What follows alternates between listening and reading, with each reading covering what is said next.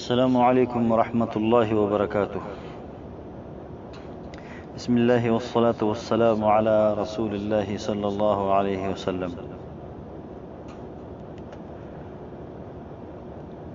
محترم سامعین ناظرین، ذی الحجہ کے آخری 10 ایام کی فضیلت و اہمیت پہ آج بات کروں گا انشاءاللہ۔ اللہ سبحانہ و تعالی مجھے اپنے فضل و کرم سے توفیق عطا فرما دے۔ اللہ تعالیٰ نے مختلف دنوں اور مہینوں کو خصوصی فضیلت عطا فرمائی ہیں۔ سارے دن اللہ کے بنائے ہوئے ہیں، یہ سارے دن اللہ کے بنائے ہوئے ہیں، اور یہ نظام اللہ سبحانہ و تعالیٰ نے بنایا ہوا ہے۔ سورج اور چاند اپنے اپنے وقت پہ نکلتے ہیں، رات اور دن اپنے اپنے مدار کے مطابق ایک دوسرے میں ضم ہو جاتے ہیں، کبھی رات آتی ہے کبھی دن آتا ہے۔ اسی طرح یہ تاریخ ساری اللہ سبحانہ و تعالیٰ نے مقرر کی ہے۔ تمام دن ہفتے سے لے کر جمعے تک، جمعے سے لے کر جمعرات تک، یہ سارے دن جو اللہ نے بنائے ہیں، لیکن اللہ تعالیٰ نے کسی خاص دن کو، کسی خاص مہینے کو یا کسی خاص زمانے کو اپنی رحمتوں کے نازل کرنے کے لیے منتخب فرمایا ہے۔ جیسے کہ ان مبارک ایام میں ذی الحجہ کے یہ 10 ایام بھی داخل ہیں، اور ان 10 ایام کے بارے میں اللہ سبحانہ و تعالیٰ نے سورۃ الفجر کے اندر ان 10 دنوں کی قسم کھائی ہے۔ والفجر وليال عشر والشفع والوتر هل في ذلك قسم لذي حجر والفجر وليال عشر، ان 10 دنوں کی یہ قسم اللہ سبحانہ و تعالیٰ نے کھائی ہے۔ اور ان میں اکثر مفسرین نے ان 10 راتوں اور ان 10 دنوں کی قسم جو اللہ سبحانہ و تعالیٰ نے کھائی ہے، اس کے بارے میں سورۃ الفجر ہی کے بارے میں فرمایا ہے۔ ایک حدیث میں رسول اکرم صلی اللہ علیہ وسلم نے ارشاد فرمایا کہ رمضان کے بعد پورے سال میں کوئی دن ایسے نہیں ہے جن میں اللہ تعالیٰ کو اپنی عبادت اتنی زیادہ مقبول ہو جتنی ان 10 دنوں میں ہے، چاہے وہ نفلی عبادت ہو، چاہے وہ نماز ہو، چاہے وہ تلاوت ہو، چاہے روزہ ہو، چاہے صدقہ خیرات ہو۔ اللہ سبحانہ و تعالیٰ کو یہ ساری عبادتیں ان ایام میں بہت ہی زیادہ محبوب ہیں، اور اللہ سبحانہ و تعالیٰ نے مختلف دنوں کو، مختلف مہینوں کو، مختلف زمانے کو اللہ سبحانہ و تعالیٰ نے مخصوص فرمایا ہے۔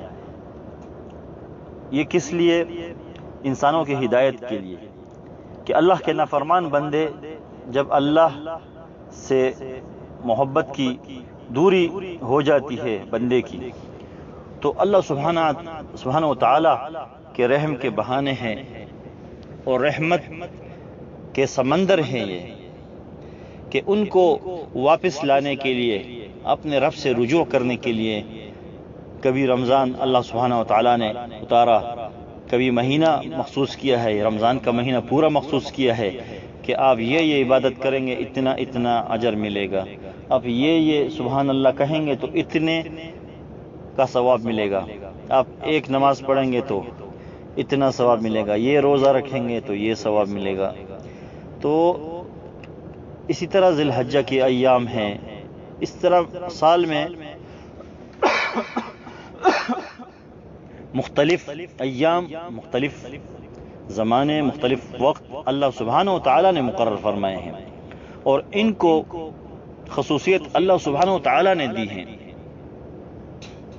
اور ان مخصوص ایام میں وہی مخصوص عبادتیں اللہ سبحانہ و تعالیٰ نے مقرر فرمائی ہیں۔ مثلا ذی الحجہ کے مہینے میں ان 9 دنوں میں نبی علیہ الصلوۃ والسلام کی حدیث کا مفہوم ہے کہ ایک روزے کا ثواب 1 سال کے روزوں کے ثواب کے برابر ہے۔ یعنی اگر ایک بندہ ایک روزہ پکڑتا ہے 1 ذوالحجہ سے لے کر 9 ذوالحجہ تک کسی بھی دن، تو اللہ سبحانہ و تعالیٰ ان کو 1 سال کا ثواب عطا فرماتے ہیں۔ تو یہ مخصوص ایام میں، اس کے علاوہ رمضان کے بعد، رمضان کے علاوہ اگر کسی دن بھی آپ پکڑیں گے عام دنوں میں تو 1 سال کا ثواب تو نہیں ملے گا، 1 روزے کا ثواب 1 ہی روزہ کے برابر ملے گا۔ تو یہ مخصوص ایام میں مخصوص عبادت۔ اب 9 ذی الحجہ کے بارے میں حدیث مبارک کا مفہوم ہے، نبی علیہ الصلوۃ والسلام نے فرمایا کہ مجھے اللہ سے امید ہے کہ اللہ گزشتہ سال اور آئندہ سال کے گناہ جو ہے بخش دے گا اگر کوئی اس دن روزہ پکڑتا ہے۔ حدیث کا مفہوم یہی ہے کہ 9 ذی الحجہ کا روزہ جس نے پکڑا اللہ ان کے گزشتہ اور آئندہ گناہ جو ہے معاف فرما دیں گے۔ نبی علیہ الصلوۃ والسلام کی حدیث کا مفہوم اس بارے میں ہے کہ مجھے امید ہے اللہ سے کہ آئندہ اور گزشتہ سال کے گناہ اللہ پاک معاف فرما دیں گے اگر اس دن روزہ پکڑا۔ تو یہ مخصوص دن اور مخصوص عبادت۔ اسی طرح 10 ذی الحجہ 9ویں دن عرفہ، یوم العرفہ ہے، تو عرفہ کسی اور دن نہیں ہے، پورے سال میں 9 ذی الحجہ کو آتا ہے، تو مخصوص دن مخصوص عبادت۔ یہ خصوصیت کس نے دی ہے؟ اللہ سبحانہ و تعالیٰ نے دی ہے۔ اسی طرح 10 ذی الحجہ کو قربانی، 10، 11، 12 کا جو ہے قربانی کی عبادت۔ تو یہ مخصوص ایام مخصوص عبادت۔ اگر 10، 11، 12 کے علاوہ 10، 11، 12 ذی الحجہ کے علاوہ کسی اور مہینے میں کسی اور مہینے کے کسی بھی دن آپ قربانی کریں گے تو وہ قربانی نہیں ہوگی بلکہ عام گوشت کھانا ہوگا۔ تو مقصود یہ ہے کہ کسی خاص دن کو، کسی خاص مہینے کو یا زمانے کو اپنی رحمتوں کے نازل کرنے کے لیے اللہ نے منتخب فرمایا ہے، اور اس کی خصوصیت کی وجہ سے ان دنوں جن کو اللہ نے منتخب فرمایا ہے، خصوصیت دی ہے، تو ان کا تقدس عام دنوں سے بڑھ جاتا ہے۔ تو یہ سال کے بہترین دن ہے، اور پھر فرمایا گیا ہے، نبی علیہ الصلوۃ والسلام کی حدیث کا مفہوم ہے، بار بار احادیث اس بارے میں ہے کہ سب سے افضل دن یہ ہیں۔ ان دنوں میں جتنی عبادت اللہ قبول فرماتے ہیں اور محبوب ہے اللہ کو، کوئی بھی عبادت ہو، چاہے وہ نفلی ہو، چاہے وہ واجب ہو، چاہے وہ مالی ہو، چاہے صدقہ خیرات کی صورت میں ہو، چاہے قرآن کی تلاوت ہو، کسی بھی صورت میں اللہ کو ان 10 دنوں کی عبادت انتہائی زیادہ محبوب ہیں۔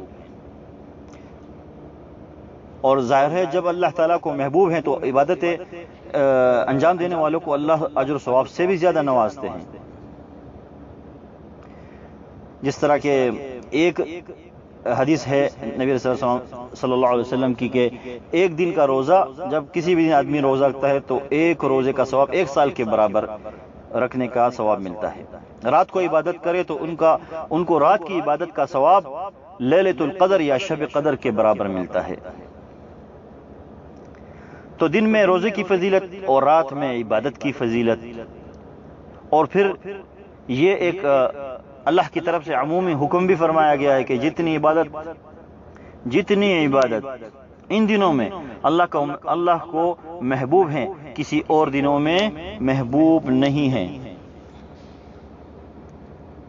اور اگر حقیقت دیکھیں تو ایک سلسلہ چلتا آ رہا ہے، رمضان آیا، رمضان کے بعد شوال، رمضان کا برکتوں والا مہینہ، پورا مہینہ فضیلت والا، اس کی فضیلتیں بیان کر دی ہے اللہ سبحانہ و تعالیٰ نے اور نبی علیہ الصلوۃ والسلام نے۔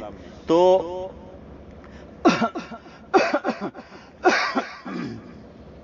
کہنے کا مقصد یہ ہے کہ ان دنوں کو فضیلت اللہ نے دی ہیں۔ اس کے بعد اور رمضان کے بعد ہی سلسلہ شروع ہو جاتا ہے، رمضان کے بعد شوال آتا ہے، شوال سے ہی حج کے مہینے شروع ہو جاتے ہیں۔ اس طرح قرآن پاک میں آیات ہے، الحج اشہر المعلومات، الحج اشہر معلومات، شوال ہی کو حج کا مہینہ کہا گیا ہے کہ یہاں سے شروع ہے الحج اشہر معلومات۔ تو شوال سے حج کا مہینہ شروع ہو جاتا ہے، اور پھر ذوالقعدہ، اس کے بعد پھر ذی الحجہ، اور پھر ذی الحجہ میں مخصوص عبادتیں ان ایام میں، اور اللہ کے محبوب ترین دن جس میں اللہ سبحانہ و تعالیٰ اپنے بندوں کی عبادت کو بہت زیادہ پسند فرماتے ہیں، بہت زیادہ محبوب فرماتے ہیں. اور اسی دن پھر اس میں حج بھی آ جاتا ہے اور عرفے کا دن ہے، اور اس کے بعد قربانی کے دن ہے. بہت ہی مبارک اور برکتوں والا مہینہ اور برکتوں والے دن.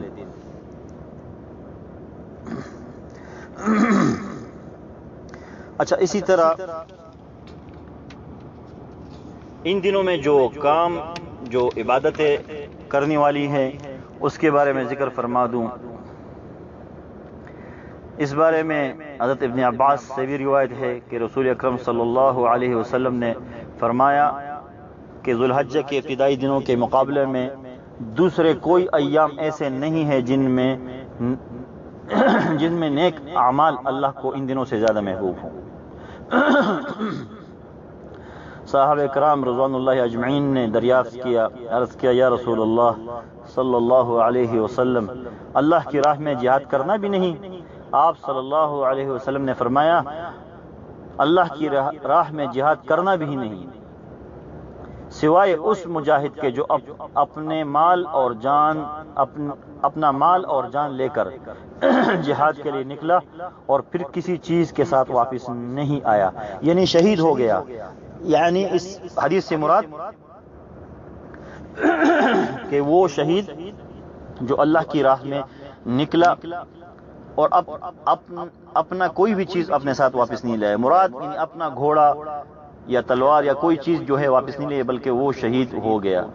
تو وہ یقیناً سب سے افضل ہے، وہ ان سے بھی افضل ہے. اس کی افضلیت نبی علیہ السلام نے بیان فرما دی. اور اس کے بعد یہ عبادت والے ہیں، ان دنوں 10 دنوں میں جو عبادت کرنے والے ہیں، اس کے بعد اس شہید کے بعد ان کا درجہ ہے.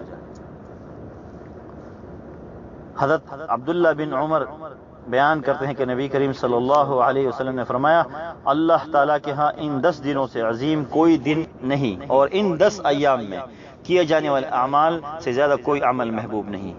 لہذا لا الہ الا اللہ اور سبحان اللہ اور تکبیر کثرت سے پڑھا کرو. تو ان دنوں میں جس طرح قرآن پاک کی آیت ہے وَيَذْكُرُ اسْمَ اللَّهِ فِي أَيَّامٍ مَعْلُومَاتٍ، اور معلوم دنوں میں اللہ کو یاد کیا کریں، اللہ کو کثرت سے یاد کیا کریں. تو نماز پڑھنا، جیسے روزہ رکھنا، 9 ذی الحجہ کی فضیلت یہ ہے کہ روزہ رکھنا 9 ذی الحجہ کی فضیلت یہ ہے کہ 2 سال کے گناہ جو ہے معاف ہو جاتے ہیں، گزشتہ اور آئندہ. اس طرح قرآن کی تلاوت کرنا، حفظ کرنا ان دنوں میں، اور دہرانا، قرآن کی دہرائی کرنا. اس کے بعد یعنی ذکر، تکبیر و تحمید کا اہتمام کرنا. اسی طرح خیرات، صدقات کرنا، جو پڑوس میں لوگ ہیں ان کی خبرداری کرنا، ان کی خبر لینا، اپنے والدین بیوی بچوں پر خرچ کرنا، اور مقبول اوقات میں دعائیں مانگنا، جیسے کہ عرفے کا دن ہے. اور ان دنوں میں زکوٰۃ کی ادائیگی بھی کی جا سکتی ہے. اس کے بعد یہ ہے کہ ہر روز صدقہ کرے، چاہے چھوٹی سی چیز ہو. روزانہ کی بنیاد پر صدقے کا معمول بنائیں. اسی طرح قربانی کا گوشت کھانا اور دوسروں کو کھلانا، پسندیدہ چیزیں اللہ کی راہ میں خرچ کرنا، والدین اور بیوی پر، رشتہ داروں پر خرچ کرنا، اجتماعی بھلائی کے کاموں میں خدمت انجام دینا، اور بال اور ناخن نہ کاٹنا، اور عید کی سنتوں پر عمل کرنا، عید کی نماز کا اہتمام کرنا، اور بے مقصد کاموں اور باتوں سے پرہیز کرنا، اور گناہوں سے بچنا. یہ وہ کام ہیں جو ان 10 ایام میں جو ہے ضروری ہیں کیے جائے. اور پھر جب یہ 10 دن گزر جائے تو اس کے بعد بھی اس کا معمول بنانا. اور رسول اکرم صلی اللہ علیہ وسلم نے جو احکامات دیے ہیں اس میں سب سے پہلا حکم ذو الحجہ کے بارے میں ہے کہ جب کوئی چاند دیکھے، ذو الحجہ کا چاند دیکھے تو اپنے بال اور ناخن نہ کاٹے یہاں تک کہ قربانی کر لو.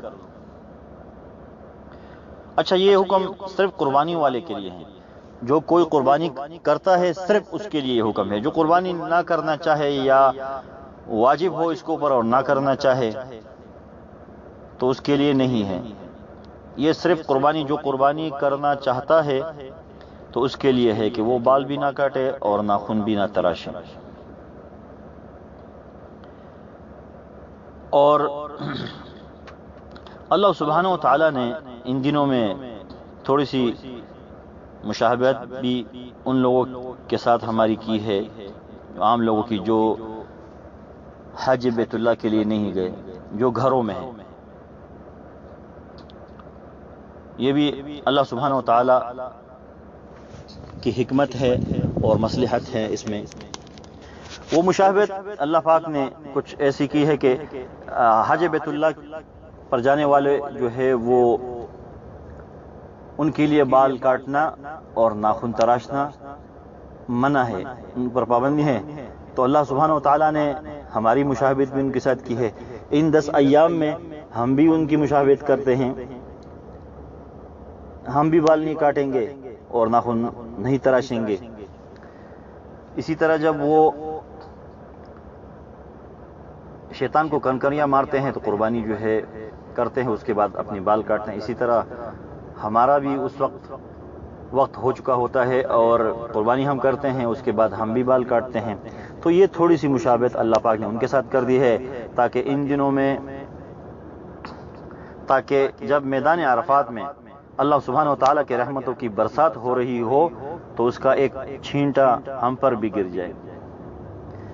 تو اللہ سبحانہ و تعالیٰ سے دعا ہے کہ اللہ سبحانہ و تعالیٰ ہر مسلمان کو قربانی کرنے کی توفیق عطا فرمائے، اپنی راہ میں حلال مال سے قربانی کی توفیق عطا فرمائے، اور اللہ سبحانہ و تعالیٰ سے دعا ہے کہ اللہ سبحانہ و تعالیٰ تمام مسلمانوں کو استطاعت عطا فرمائے اور اپنے استطاعت کے مطابق ہر مسلمان جو ہے وہ اللہ کے راہ میں قربانی کرے اور اپنی عبادات کرنے کی بھرپور توفیق عطا فرمائے۔ اللہ تمام امت کو ہدایت نصیب فرمائے، تمام امت مسلمہ میں آپس میں محبت اور اتفاق نصیب فرمائے۔ اللہ پاک تمام مسلمانوں کی پریشانیوں کو دور فرمائے، چاہے وہ دینی ہو یا دنیاوی ہو، چاہے وہ مالی ہو اور چاہے وہ جانی ہو۔ اللہ ہر مسلمان کی مشکل و پریشانیوں کو دور فرمائے، اپنا رحم اور فضل و کرم ہم پر نازل فرمائے۔ سبحان ربک رب العزت عما یصفون وسلام علی المرسلین والحمد للہ رب العالمین۔